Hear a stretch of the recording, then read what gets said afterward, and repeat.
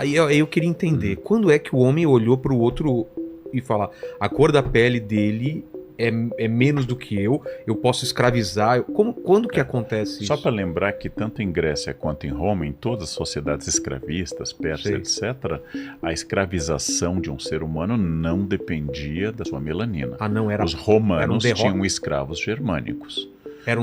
Quem era Derrotados em derrotado... guerras. Ah, tá. Houve, em alguns momentos da história romana, antes de uma reforma na República e também em Atenas, eram escravos por dívidas. Tá. Ou seja, você não conseguiu pagar e Você você vai oferecer filhos ou ter que ser escravizado. Pra pagar essa Pra dívida. pagar. Mas geralmente em Roma, a escravização deriva de uma derrota em guerra.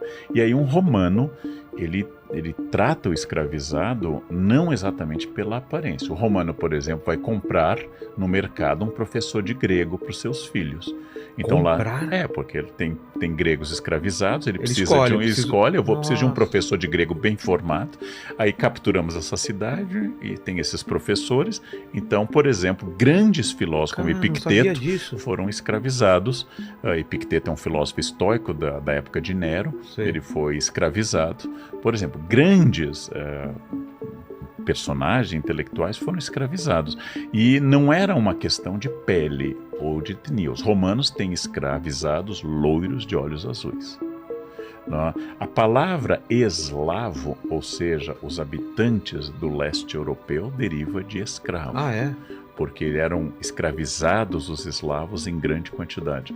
Então, associar o escravizado à pele é um fenômeno mais recente, da Idade Moderna. A partir da Idade Moderna, no mundo ocidental, escravizados são afrodescendentes. E indígenas também. O indígena foi escravizado desde o início, mas o indígena tem uma questão. Quando se inventa que o indígena é preguiçoso, é uma justificativa porque o indígena não dá o lucro que o africano dá, porque não tem o comércio de tráfico. O tráfico de seres humanos é a maior fonte de renda da colônia. O tráfico, as maiores fortunas da colônia não são os donos de engenho, Ah, é? são os traficantes.